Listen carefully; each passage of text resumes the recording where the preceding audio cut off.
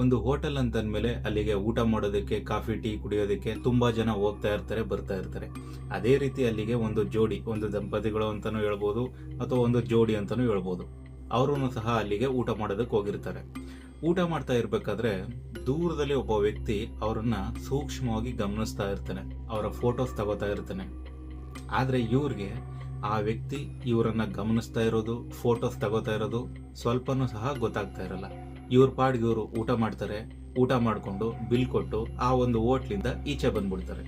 ಆದ್ರೆ ಆ ಒಬ್ಬ ಅಪರಿಚಿತ ವ್ಯಕ್ತಿ ಮಾತ್ರ ಇವರನ್ನ ಹಿಂಬಾಲಿಸ್ಕೊಂಡು ಅವ್ರ ಹಿಂದೆನೆ ಹೋಗ್ತಾ ಇರ್ತಾನೆ. ಇವರು ಎಲ್ಲಿಗೆ ಹೋಗ್ತಾರೆ, ಯಾರ ಜೊತೆ ಮಾತಾಡ್ತಾರೆ, ಪ್ರತಿಯೊಂದನ್ನು ಸಹ ಫೋಟೋ ತೆಗೆದು ಬೇರೊಬ್ಬರಿಗೆ ಕಳಿಸ್ತಾ ಇರ್ತಾನೆ. ಆ ಬೇರೊಬ್ಬ ವ್ಯಕ್ತಿ ಇನ್ಯಾರಿಗೂ ಅದೇ ಫೋಟೋಗಳನ್ನ ಕಳಿಸ್ತಾ ಇರ್ತಾರೆ. ಈಗ ಕಥೆಯಲ್ಲಿ ಸ್ವಲ್ಪ ಹಿಂದೆ ಹೋಗೋಣ.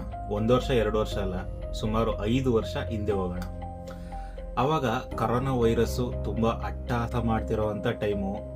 ಅಂತ ಒಂದು ಟೈಮಲ್ಲಿ ಪೊಲೀಸ್ ಸ್ಟೇಷನ್ಗೆ ಒಬ್ಬ ವ್ಯಕ್ತಿ ಗಾಬರಿಯಿಂದ ಓಡ್ ಬಂದು, ಸರ್, ನನ್ನ ಹೆಂಡತಿ ಕಾಣೆಯಾಗಿದ್ದಾಳೆ, ಮನೆಯಿಂದ ಈಚೆ ಹೋದವಳು ಮತ್ತೆ ವಾಪಸ್ ಬರಲಿಲ್ಲ, ದಯವಿಟ್ಟು ನನ್ನ ಹೆಂಡತಿನ ಹುಡುಕೊಡಿ ಅಂತ ಹೇಳ್ತಾನೆ. ಅದಕ್ಕೆ ಅಲ್ಲಿ ಪೊಲೀಸರು, ಮೊದಲು ಕಂಪ್ಲೇಂಟ್ ಬರ್ಕೊಡಪ್ಪ, ಆನಂತರ ನಾವು ಏನೇ ಆದ್ರೂ ವಿಚಾರಣೆ ಮಾಡ್ಬೋದು ಅಂತ ಹೇಳ್ತಾರೆ. ಆ ವ್ಯಕ್ತಿ ನೋಡೋದಕ್ಕೆ ಸ್ವಲ್ಪ ಅಮಾಯಕಂತರ ಕಾಣಿಸ್ತಾ ಇರ್ತಾನೆ, ಓದಿರೋಂಥರ ಕಾಣಿಸ್ತಾ ಇಲ್ಲ, ಅಂದರೆ ಅವಿದ್ಯಾವಂತರ ಕಾಣಿಸ್ತಾ ಇರ್ತಾನೆ. ಸರಿ ಅಂತೇಳಿ ಕಂಪ್ಲೇಂಟ್ನ ಬರ್ಸ್ಕೊತಾರೆ. ಕಂಪ್ಲೇಂಟ್ ಬರ್ಸ್ಕೊಂಡು ಆ ವ್ಯಕ್ತಿಯ ಹೆಸರು ಸುರೇಶ್ ಅಂತ ಗೊತ್ತಾಗುತ್ತೆ. ಇವಾಗ ವಿಚಾರಣೆ ಮಾಡೋದಕ್ಕೋಸ್ಕರ ಸುರೇಶನ ಮನೆ ಹತ್ರ ಹೋಗ್ತಾರೆ. ಅವರ ಅಕ್ಕಪಕ್ಕದ ಮನೆಯವ್ರನ್ನೆಲ್ಲ ವಿಚಾರಿಸಿದಾಗ ಸುರೇಶ್ ಮತ್ತೆ ಅವನ ಹೆಂಡತಿ ಎಲ್ರೂ ಅವಾಗವಾಗ ಜಗಳ ಆಡ್ತಾ ಇದ್ರು. ಸುರೇಶ ಆತನ ಹೆಂಡತಿಯನ್ನ ಅನುಮಾನ ಪಡ್ತಾ ಇದ್ದ ಅಂತ ಗೊತ್ತಾಗುತ್ತೆ. ಮದುವೆಯಾದ ಹೊಸ್ತರಲ್ಲಿ ಎಲ್ಲ ಚೆನ್ನಾಗಿತ್ತು, 2 ಮಕ್ಕಳಾಗಿದ್ರು, ಜೀವನ ತುಂಬಾನೇ ಚೆನ್ನಾಗಿತ್ತು. ಆದರೆ ಸುರೇಶನಿಗೆ ಹೆಂಡತಿ ಮೇಲೆ ಅನುಮಾನ ಜಾಸ್ತಿ. ಆಕೆ ಯೂಟ್ಯೂಬ್, ಇನ್ಸ್ಟಾಗ್ರಾಮ್ ಇದನ್ನೆಲ್ಲ ಯೂಸ್ ಮಾಡೋದು ಈಗಿನ ಕಾಲದಲ್ಲಿ ಕಾಮನ್ ಆಗಿರುತ್ತೆ. ವಿದ್ಯಾವಂತ ಆಗಿರೋದ್ರಿಂದ ಆತನಿಗೆ ಈ ಮೊಬೈಲ್ ಅದು ಇದು ಅಷ್ಟೆಲ್ಲ ಗೊತ್ತಿರೋದಿಲ್ಲ. ಸ್ವಲ್ಪ ತಿಳ್ಕೊಂಡಿರೋದ್ರಿಂದ ಹೆಂಡತಿ ಮೇಲೆ ಸ್ವಲ್ಪ ಅನುಮಾನ ಪಡ್ತಾ ಇರ್ತಾನೆ. ಗಂಡ ಹೆಂಡತಿ ಮೇಲೆ ಅನುಮಾನ ಪಡ್ತಾ ಇರುವಂತಹ ಈ ಒಂದು ರೀತಿ ಹೆಂಡತಿಗೆ ಸ್ವಲ್ಪನೂ ಸಹ ಇಷ್ಟ ಇರೋದಿಲ್ಲ. ಇದು ಯಾವ ರೇಂಜ್ಗೆ ಅಂತಂದ್ರೆ, ಒಂದು ದಿನ ಬಂದು ಆ ವ್ಯಕ್ತಿ ಪೊಲೀಸ್ ಸ್ಟೇಷನ್ಗೆ ನನ್ನ ಹೆಂಡತಿ ಕಾಣೆಯಾಗಿದ್ದಾಳೆ ಅಂತ ಕಂಪ್ಲೇಂಟ್ ಕೊಡೋ ರೇಂಜ್ಗೆ ಈ ಒಂದು ಜಗಳ ಮುಂದುವರೆದು ಬಿಡುತ್ತೆ. ಇವಾಗ ಕಥೆಯಲ್ಲಿ 5 ವರ್ಷ ಮತ್ತೆ ಮುಂದೆ ಬರೋಣ. ಸುರೇಶ ಇವಾಗ ಕಂಪ್ಲೇಂಟ್ ಕೊಟ್ಟಿದ್ದಾನೆ ಇಲ್ವಾ, ಅದನ್ನ ವಿಚಾರಣೆ ಮಾಡ್ತಾ ಇರ್ತಾರೆ. ವಿಚಾರಣೆ ಮಾಡ್ತಾ ಇರ್ಬೇಕಾದ್ರೆ ಪಕ್ಕದ ಸ್ಟೇಷನ್ ಇಂದ ಒಂದು ವಿಚಾರ ಗೊತ್ತಾಗುತ್ತೆ. ಇಲ್ಲಿ ಒಂದು ಅಸ್ಥಿ ಪಂಜರ ಸಿಕ್ಕಿದೆ, ಸುಮಾರು ಒಂದು 30-35 ವರ್ಷ ಆಗಿದೆ, ಮಹಿಳೆಯ ಅಸ್ಥಿ ಪಂಜರ ಅಂತ ಗೊತ್ತಾಗುತ್ತೆ. ಸರಿ ಅಂತೇಳಿ ಇಲ್ಲಿ ಪೊಲೀಸ್ನವ್ರು ಏನ್ ಮಾಡ್ತಾರೆ, ಸುರೇಶನ್ನ ಮತ್ತೆ ಹೆಂಡತಿಯ ತಾಯಿಯನ್ನ ಇಬ್ಬರನ್ನು ಕರ್ಕೊಂಡು ಆ ಒಂದು ಜಾಗಕ್ಕೆ ಹೋಗ್ತಾರೆ. ಅದು ತುಂಬಾ ನಿರ್ಜನವಾದ ಜಾಗ, ಅಂದ್ರೆ ಜನಗಳು ಜಾಸ್ತಿ ಓಡಾಡ್ತಾ ಇರಲ್ಲ ಅಂತ ಒಂದು ಜಾಗ ಅದು. ಆ ಒಂದು ಅಸ್ಥಿ ಪಂಜರದ ಮೇಲೆ ಆ ಒಂದು ಬಟ್ಟೆ ಮತ್ತೆ ಸ್ಲಿಪ್ಪರು, ಅದನ್ನ ಬಿಟ್ರೆ ಬೇರೆ ಇನ್ಯಾವುದೇ ರೀತಿಯಾದಂತಹ ಮಾಹಿತಿನೂ ಸಹ ಅಲ್ಲಿ ಸಿಗೋದಿಲ್ಲ. ಆದ್ರೆ ಡಾಕ್ಟರ್ ಹೇಳೋ ಪ್ರಕಾರ ಆಕೆಯ ತಲೆಗೆ ಬಲವಾಗಿ ಪೆಟ್ಟು ಬಿದ್ದು ಸಾವನ್ನಪ್ಪಿದ್ದಾಳೆ ಅಂತ ಗೊತ್ತಾಗುತ್ತೆ. ಈಗ ಪೊಲೀಸರಿಗೆ ಕಂಪ್ಲೇಂಟ್ ಕೊಟ್ಟಿರುವಂತಹ ಸುರೇಶನ್ ಮೇಲೆ ಡೌಟ್ ಬರುತ್ತೆ. ಸುರೇಶನೇ ತನ್ನ ಹೆಂಡತಿಯನ್ನ ಸಾಯಿಸಿ ಕಂಪ್ಲೇಂಟ್ ಕೊಡೋ ನೆಪದಲ್ಲಿ ಬಂದು ತಾನು ಇನ್ನೋಸೆಂಟ್ ಅಂತ ತೋರಿಸ್ಕೊತಾ ಇದ್ದಾನೆ ಅನ್ನುವಂತಹದ್ದು ಡೌಟ್ ಬರುತ್ತೆ.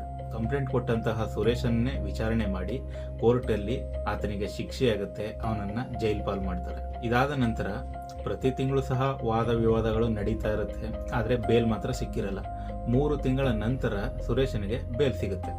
ಬೇಲ್ ಮೇಲೆ ಆಚೆ ಬರ್ತಾನೆ. ಇವಾಗ ಹೋಟೆಲ್ ವಿಚಾರಕ್ಕೆ ಬರ್ತಾನೆ. ಹೋಟೆಲ್ನಲ್ಲಿ ಫೋಟೋ ತೆಗಿತಾ ಇದ್ನಲ್ಲ, ಆ ವ್ಯಕ್ತಿ ಬೇರೆ ಯಾರು ಅಲ್ಲ, ಸುರೇಶನ ಫ್ರೆಂಡ್. ಹಾಗಾದ್ರೆ ಅಲ್ಲಿ ಕುಂತಿದ್ದಂಥವ್ರು ಯಾರು? ಹಾಗಾದ್ರೆ ಹುಡುಗಿ ಪಕ್ಕದಲ್ಲಿದ್ದಂಥ ಹುಡುಗನ ಹೆಸರು ಗಣೇಶ್ ಅಂತ. ಈಗ ಹುಡುಗಿ ಯಾರು ಅನ್ನೋದೇ ಪ್ರಶ್ನೆ. ಸುರೇಶ ಸಾಯಿಸಿದಾನೆ ಅಂತೇಳಿ ಅವನಿಗೆ ಶಿಕ್ಷೆಯಾಗಿ ಜೈಲ್ ಪಾಲಾಗಿ ಮತ್ತೆ ಬೇಲ್ ಮೇಲೆ ಈಚೆ ಬಂದಿರ್ತಾನಲ್ವಾ, ಸುರೇಶನ ಹೆಂಡ್ತಿನೇ ಈ ಹುಡುಗಿ. ಸುರೇಶನ ಫ್ರೆಂಡು ಆ ಹುಡುಗಿಯನ್ನ ನೋಡಿ ಗಾಬರಿ ಆಗ್ತಾನೆ. ಬದುಕೇ ಇದ್ದಾಳಲ್ಲ ಈ ಹುಡುಗಿ ಅಂದಾಗೆ ಆ ಹುಡುಗಿ ಹೆಸರು ಮಲ್ಲಿಕಾ ಅಂತ. ಈಗ ಮಲ್ಲಿಕಾ ಬದುಕೇ ಇದ್ದಾಳೆ ಅಂತ ತುಂಬಾನೇ ಗಾಬರಿ ಆಗುತ್ತೆ ಅವನಿಗೆ. ಇದೇ ಕಾರಣಕ್ಕೆ ಈ ಹುಡುಗಿಯ ಫೋಟೋವನ್ನ ತೆಗೆದು ನಿನ್ನ ಹೆಂಡತಿ ಇನ್ನೂ ಬದುಕೇ ಇದ್ದಾಳೆ ಅಂತ ಹೇಳಿ ಸುರೇಶನ್ಗೆ ಫೋಟೋಗಳನ್ನ ಕಳಿಸ್ತಾ ಇರ್ತಾನೆ. ಹಾಗಾದ್ರೆ ಇವಾಗ ಮಲ್ಲಿಕಾ ಸಾವನ್ನಪ್ಪಿದ್ದಾಳೆ ಅನ್ನೋದು ಸುಳ್ಳು, ಆ ಅಸ್ಥಿ ಪಂಜರ ಮಲ್ಲಿಕಾಳದ್ದೇ ಅಂತ ಡಾಕ್ಟರ್ ಹೇಳಿದ್ರಲ್ಲ ಅದು ಸಹ ಸುಳ್ಳು. ಹಾಗಾದ್ರೆ ಸುರೇಶ್ಗೆ ಶಿಕ್ಷೆ ಯಾಕಾಯ್ತು? ಇವಾಗ ಈ ಪ್ರಶ್ನೆಗಳಿಗೆಲ್ಲ ಪೊಲೀಸರೇ ಉತ್ತರ ಕೊಡಬೇಕು. ಅಂದಾಗೆ ಹೋಟೆಲ್ನಲ್ಲಿ ಫೋಟೋ ತೆಗೆದು ಸುರೇಶ್ಗೆ ಕಳಿಸ್ತಾ ಇದ್ನಲ್ವಾ, ಸುರೇಶ ಬೇರೆ ಇನ್ನೊಬ್ಬರಿಗೆ ಫೋಟೋಗಳನ್ನೆಲ್ಲ ಕಳಿಸ್ತಾ ಇದ್ನಲ್ಲ, ಅದು ಬೇರೆ ಯಾರೂ ಅಲ್ಲ, ಸುರೇಶ್ ಪರವಾಗಿ ಮಾತಾಡ್ತಾ ಇದ್ದಂತಹ ಲಾಯರ್ಗೆ ಕಳಿಸ್ತಾ ಇರ್ತಾನೆ. ಇವಾಗ ಮಲ್ಲಿಕಳನ್ನ ಕೋರ್ಟ್ಗೆ ಕರೆಸಿ ವಿಚಾರಣೆ ಮಾಡ್ತಾರೆ. ಹೌದು, ಗಣೇಶ್ ಮತ್ತೆ ನಾನು ಇಬ್ರು ಇಷ್ಟಪಡ್ತಾ ಇದ್ವಿ, ಓಡೋಗಿದ್ದು ನಿಜ. ಆದರೆ ಸುರೇಶ್ ಹತ್ಯೆ ಕೇಸಲ್ಲಿ ಸಿಕ್ಕಾಕೊಂಡಿದ್ದಾನೆ, ಜೈಲ್ ಪಾಲಾಗಿದ್ದಾನೆ ಅನ್ನೋದು ನನಗೆ ಗೊತ್ತಿರ್ಲಿಲ್ಲ ಅಂತ ಮಲ್ಲಿಕಾ ಹೇಳ್ತಾಳೆ. ಈಗ ಎಲ್ಲಾ ವಿಚಾರಗಳನ್ನು ಸರಿಯಾಗಿ ಜೋಡಿಸಿ ಹೇಳ್ತೀನಿ ಬನ್ನಿ.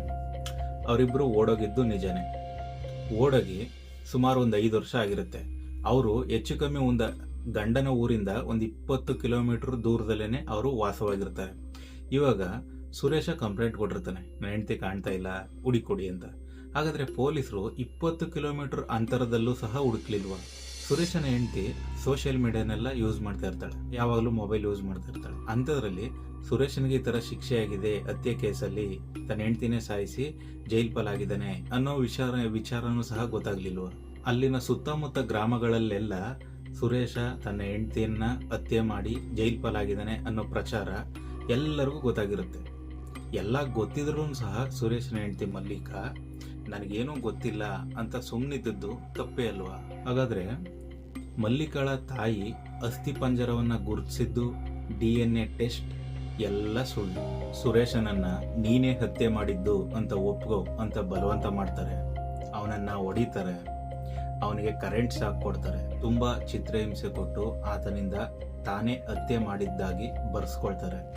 ಹಾಗೇನೆ ಕೋರ್ಟಲ್ಲಿ ಸುರೇಶನ ವಿರುದ್ಧ ಸಾಕ್ಷಿ ಹೇಳಿದಂತಹ ಫ್ರೆಂಡೇ ಇವಾಗ ಫೋಟೋ ತೆಗೆದು ಸುರೇಶನ್ಗೆ ಕಳಿಸಿದಂತಹ ವಿಚಾರವನ್ನ ನೋಡಿದ್ರೆ ಒಂಥರ ವಿಚಿತ್ರ ಅಂತ ಅನ್ಸುತ್ತೆ. ಮಲ್ಲಿಕಾ ಸತ್ತಿರೋದು ಸುಳ್ಳು, ಅಸ್ಥಿ ಪಂಜರ ಎಲ್ಲ ಸುಳ್ಳು ಅಂತ ಗೊತ್ತಾದ್ಮೇಲೂ ಸಹ ಸುರೇಶನಿಗೆ ಬೇಲ್ ಸಿಗೋದು ತುಂಬಾನೇ ಕಷ್ಟ ಆಗುತ್ತೆ. ಈಗ ಸುರೇಶನ ಮಗ ಕೆಲ್ಸಕ್ಕೆ ಹೋಗ್ತಾ ಇದ್ದಾನೆ ಓದೋದನ್ನ ಬಿಟ್ಟು. ಪೊಲೀಸರು ಈ ಒಂದು ಕೇಸನ್ನ ಬೇಗ ಮುಗಿಸ್ಬೇಕು ಅನ್ನೋ ಕಾರಣದಿಂದ ಸುರೇಶ್ನಂತಹ ಎಷ್ಟೋ ಅಮಾಯಕರು ಈಗಲೂ ಸಹ ಜೈಲಲ್ಲಿ ಶಿಕ್ಷೆ ಅನುಭವಿಸ್ತಾ ಇದ್ದಾರೆ. ಹಾಗಾದ್ರೆ ಸುರೇಶನಿಗೆ ಹೋದಂತಹ ಮಾನ ಮರ್ಯಾದೆ ವಾಪಸ್ ಬರುತ್ತಾ? ಸುರೇಶನ ಮಗ ತಂದೆಯ ಪ್ರೀತಿಯನ್ನ ಕಳ್ಕೊಂಡಿರೋದು ವಾಪಸ್ ಬರುತ್ತಾ? ಸುರೇಶನಿಗೆ ಮುಂದಿನ ಜೀವನ ಎಷ್ಟೊಂದು ಕಷ್ಟವಾಗಿರುತ್ತೆ ಗೊತ್ತಾ? ಆತನ ತಂದೆ ತಾಯಿಗೆ ಎಷ್ಟೊಂದು ಕಷ್ಟ ಆಗಿರುತ್ತೆ ಗೊತ್ತಾ? ಮಲ್ಲಿಕಾ ಇನ್ನೊಬ್ಬರ ಜೊತೆ ಓಡೋಗಿದ್ದು ಸರಿನಾ? ಮಾಡದೇ ಇರೋ ತಪ್ಪಿಗೆ ಶಿಕ್ಷೆ ಅನುಭವಿಸಿದಂತಹ ಸುರೇಶನಿಗೆ ಆತ ಕಳ್ಕೊಂಡಿರುವಂತಹ ಅಮೂಲ್ಯವಾದ ಜೀವನ ಮತ್ತೆ ಸಿಗುತ್ತಾ? ನಿಮಗೆ ಈ ವಿಡಿಯೋ ಬಗ್ಗೆ ಏನು ಅನ್ನಿಸ್ತು ಅಂತ ದಯವಿಟ್ಟು ಕಮೆಂಟ್ ಮಾಡಿ ಸ್ನೇಹಿತರೆ. ಹಾಗೇನೆ ಸಬ್ಸ್ಕ್ರೈಬ್ ಮಾಡ್ಕೊಳ್ಳೋದನ್ನ ಮರಿಬೇಡಿ. ಮತ್ತೊಂದು ವಿಡಿಯೋದಲ್ಲಿ ನಾನು ಸಿಗ್ತೀನಿ. ಅಲ್ಲಿ ತನಕ ಬಾಯ್.